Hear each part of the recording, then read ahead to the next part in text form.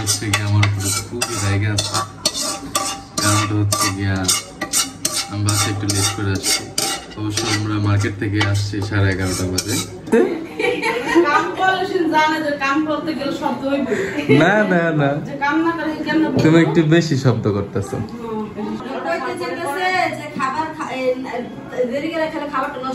আমি তো ওই চিন্তা করে আইলাম যে এই সময় খাবারটা খাইবো, পেটটা ভরা থাকবো, ঘুমটা সুন্দর হইবে। খাওয়ার পরে মোটামুটি এক একজনটা বাদ দেন। এই যে আমার দুলাভাইয়ের পেটটা দেখেন, একটু খিসকায় রয়েছে, একটু খিসকায় রয়েছে। রিল্যাক্সন দি। হ্যাঁ, আমি কিন্তু পেটটা আরেকটু দেখছি, লুঙ্গিটা চাপদা রাখছে। নিজের ডট দেখান, নিজের কই ফিট এই হুদাই পেটটা খিচা রাখছে।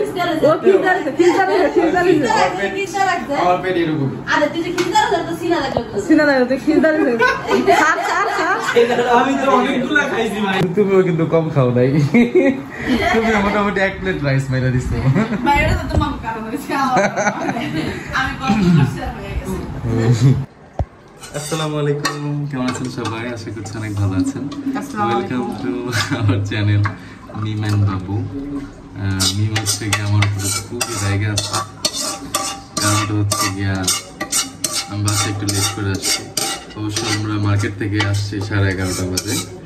আমি কিন্তু একটু আগেই বের হয়েছি। তো এটা হচ্ছে কিভাবে শব্দ করে করতেছে, যেটাই করতেছে। আর বাসায় হচ্ছে নতুন দুলা ভাই আর আপু আসছে। কিসে কিসে না না না, তুমি একটু বেশি শব্দ করতেছো, না বুঝাইতেছো যে তুমি রাইগা আছো।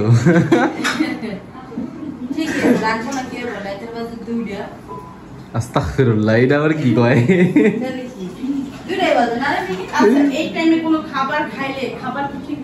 হ্যাঁ, এই টাইমে খাবারটা খাইলে পেটটা ভরা থাকে, ঘুমটা সুন্দর হয়।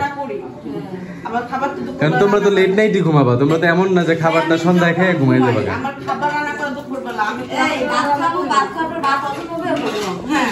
না না না না, তোমরা আবার দুপুরে রান্না করা খাবার কোনো ঘরের সংসার ঠিক থাকে?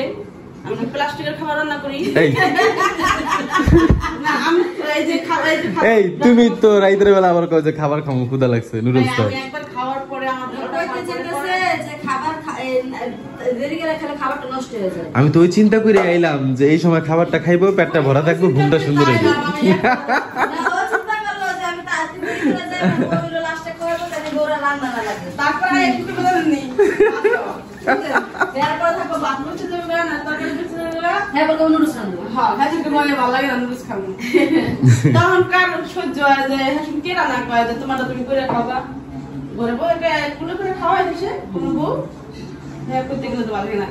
আমরা হলো মার্কেটে গেছিলাম, রান্না বান্না আমরা কিছু করি না, কিন্তু পুরো পাঙ্গাস মাছের ডাল রান্না করা ছিল।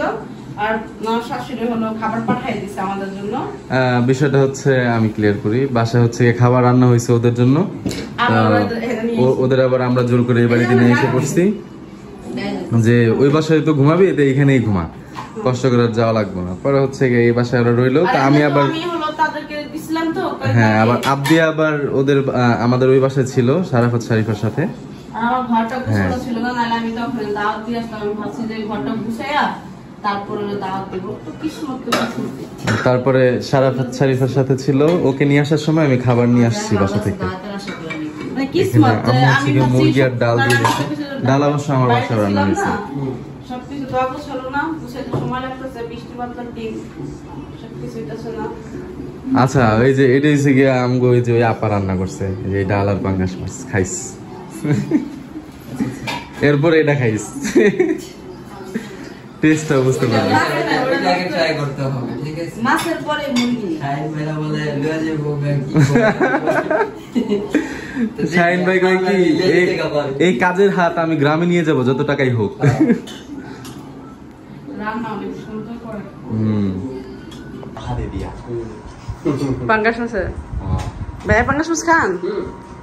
হেতা খান? আপনি খান নি? স্বামী না? তার মানে আপনাকে বাসার মধ্যে রিজেক্ট মাল একটাই। রিজেক্ট আমি একবার বুঝা যায় আমার থেকে নিষ্ঠা লোকই নেই আমি নিষ্ঠা কইছি রিজেক্ট মানে তো নিষ্ঠাই হয় না বাংলায় আর রিজেক্ট মানে কি নিষ্ঠা নিষ্ঠা একটু বেশি হয়ে যাবে না ওই রিজেক্ট আছে কোয়ালিটি সম্পূর্ণ নিষ্ঠা মানে একদম বা ফসা আমরা হলো রেস্টুরেন্টে যে খাবারটা অর্ডার করছিলাম খাবারটা হলো আমরা নিয়ে আসছি ওখানে বসে খাওয়ার মতো আসলে সময় ছিল না আর ইয়েও ছিল না রুচিটাও ছিল না নিয়ে আসছি ভাবছি যে বাসায় আসলে ক্ষুধা লাগলে রুচি এমনিতে চলে আসে তো এই যে এখন আপনি খাইতেছে চিকেনটা খেতেছে ক্ষুধা লাগলে হাফ ব্যাং সবই খাওয়া হ্যাঁ সবই ভালো লাগে খাবার খারাপ হলে ভালো লাগে টেস্ট কেমন তারা চলে এটা বন্ধ করতে দিচ্ছি খাওয়ার পরে মোটামুটি এক একজনের অবস্থা খারাপ এক একজনটা বাদ দেন এই যে আমার দুলাভাইয়ের পেটটা দেখেন এইটা খিসকা রইছে এইটা খিসকা রইছে রিল্যাক্সন দি হ্যাঁ আমি কিন্তু পেটটা আরেকটু দেখছি লুঙ্গিটা চাপদা রাখছে নিজের ডাক্তার দেখান নিজের কই ফিট এই হুদাই পেটটা খিচা রাখছে ও খিচা রাখছে আমার পেট এরকম আরে তুই যে খিচা রাখছ তো সিনা লাগলো সিনা দাও খিচা রাখছে সার আমি তো অনেকগুলা খাইছি ভাই পেটটা সার দেখি পেটটা সার দেখি পেটটা সার আটটা সার না উনি গেছিনা দোলা গেঞ্জি না এটা এইজন্যই তার আসলে খানদানি পেট কিন্তু এইজন্য আসলে দেওয়া যাবে না ভাইয়া ভাইয়া আবার স্যান্ডউইচ গেঞ্জি বসে এই জন্য দেওয়া আমি তো ফিট আমার তো পেট টেট পারে নাই ভাই গায় এই যে কেউ বিশাল মানে টাকা সাবান চাই তো কসমেট করো কি ফিট আচ্ছা এই যে আমি এই যে গেঞ্জিটা ও পরছে আমার কতগুলা ই দিছে দমক দিছে স্মার্ট লাগে আমার মাইন্ডে বলদা কয় এটা কি লেগে বুঝলা এইটা শোনো এই জন্য ধরে যে সেন্ডু গেঞ্জি গুলো রাস্তা পড়ে যায় তার চাইতে ভালো এরকম একটা গেঞ্জি পরে যাক খারাপ দেখা যাবে হাঁটি কিছু কিছু চেঙ্গা বলা পেন আছে দেখলে আসলে একটু ভদ্র হইতো আর এখন আছে না দেখলে কিছু মনেই করে না কি একটা গেঞ্জি পরছি ভাই এই যে মেঘি একটা গেঞ্জি পরাচ্ছে তের একটা গেঞ্জি পরা বাসা নিচে গেলে ভালো না তো আমি তো তোমার এটা বাইরে আমাদের মার্কেট বা কোথাও যাওয়ার জন্য তো আমি কিনা দেই নাকি আমি তো শুধু নিচে যাওয়ার জন্য জায়গায় জায়গায় যা আড্ডা মারতে যাও রাতের বেলা এই জন্য তুমি কি লেগে নিজের স্মার্ট করে তুমি আরেক জায়গায় যাইতেছো যে জায়গাটা ওই জায়গায় গেঞ্জি পরবা স্মার্ট বোর্ড জামাই দিস স্মার্ট মোটে না আমি স্মার্ট হুদে আমার বদনাম করো না আমি স্মার্ট হতে দাম দাঁড়ো তুমিও কিন্তু কম খাও নাই তুমি মোটামুটি 1 প্লেট রাইস মাইরা দিছো বাইরে তো তোমার কারণ হইছে আমি কম করছি এটা কি গো শাড়ি বিয়ের শাড়ি আমাদের রাজকোষের কারণ বিয়ে আলিয়া ভাটের শাড়ি আলিয়া ভাটের শাড়ি নিয়ে আসছি গাঙ্গুবাই ছবির শাড়ি বুঝছেন কার জন্য মনে হইছে গাঙ্গুবাই সাদা গাঙ্গুবাই না তুমি হুদাই উল্টা পাল্টা কথা কোন আমি বেটা করে আসানোর লেগে কইছি বেটা কনফিউশনে পড়ে গেছে কি বলবো আমার গাঙ্গুবাই তো তার একদম সোলা সাদা শাড়ি পরতে কোনো ই নাই কই গাঙ্গুবাই শাড়িটা আছে কই কি শাড়ি এটা ওটা অন্য জিনিস চুল তাবিয়া চুল এই যে না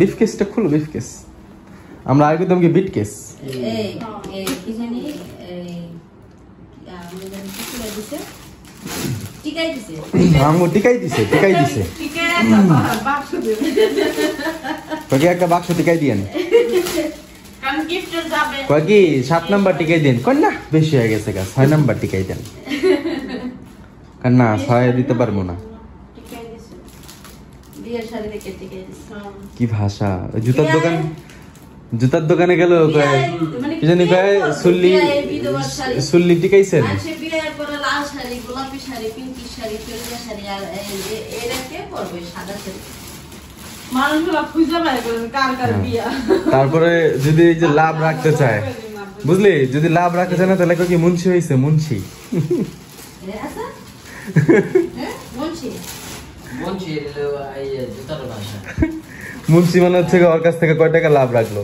আর শাড়ির বাসা হয়েছিল গ্যাডিস। গাড়িস কি বাসা কি মানে লাভ হইছে নি, শাড়ি বেচে লাভ হইছে নি। মানে জুতার দোকানে ওরা হচ্ছে গিয়া কাকি মুন্সি হয়েছে, মুন্সি গ্যাডিস হইছে নি। মুন্সি কত গ্যাডিস কত হইছে? গ্যাডিস না, গ্যাডিস কত নাম্বার একাই? গ্যাডিস মানে কয় টাকা লাভ করলি?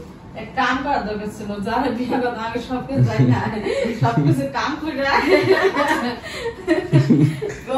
আর যাই হোক, মনে করেন 500 1000 অনেক ফ্রিতে পাওয়া যায়, কারণ আসল কোডটা পাওয়া হইতে পারে যে হ্যাঁ কিছু হইলেও কম পাওয়া যায়। আসল কোডটা কইলেই মনে করেন হ্যাঁ গো হ্যাঁ একটু অন্যরকম ভাবে রিঅ্যাক্ট করে কিন্তু হ্যাঁ তারা মনে করে কনফিউশনে পড়ে যায়। আরে এই তো জাতি ভাই, হ্যাঁ এই তো সব জানে, আর লগে তো উল্টা পাল্টা করা যাবে না, এত গোপন কথা বেশি করা যায় না। এত গোপন কথা তখন হচ্ছে কি ওই যে প্রয়োজনের থেকে বেশি কইতে পারে না। আমাদের কাছ থেকে কিন্তু অনেক টাকা চাইছে, 8,500। এটা হ্যাঁ তারপর আমরা তো ওই যে 7 নম্বরে নিয়ে এলাম, 7 নম্বরে টিকাইছি। 7 নাম্বার টিকাই লাইছে। হ্যাঁ, তোমার এটা 8,500 টাকা চাইছে, পরে আমরা 7 নম্বরে টিকাইছি। আমরা কেন বলবো 7 নম্বর সেটা তো আমরা বলবো না। এটা যারা শাড়ির দোকানে চাকরি করে, যাদের শাড়ির বিজনেস আছে তারাও জানে। আচ্ছা তারা যারা বুঝতে যারা এই পারবে। 7 নাম্বার জানেন তারা একটু কমেন্ট করবেন, হ্যাঁ আমরা একটু বুঝতে পারবো কে কে শাড়ি ব্যবসায়ী। কিন্তু আবার আরেকটা ইয়ে আছে কিন্তু, ওই যে গেঞ্জির দোকানে প্যান্টের দেখুন ওইখানেও নাম্বার আছে। এই না না না, নাম্বার আবার আলাদা। না একই ওদের ওইখানে নাম্বারটা হয় কি, যদি বলে যে 100 তে কনভার্ট করে। হ্যাঁ ওরা হচ্ছে 100তে কত নাম্বার, 16 নাম্বার। 16 নাম্বার হইলে হচ্ছে না 50 টাকা করে কনভার্ট করে। 16 নাম্বার হইলে হচ্ছে 800 টাকা। এটা কত নাম্বার, 16 নাম্বার। এই শার্টটার দাম 16 নাম্বার, 800 টাকা দিয়ে পুরো শার্ট নিতে হয়। তাই যাক আমরা অনেক কিছু শিখতেছি, বিয়াটা করে শেখ হলো আমাদের নরক ছিল।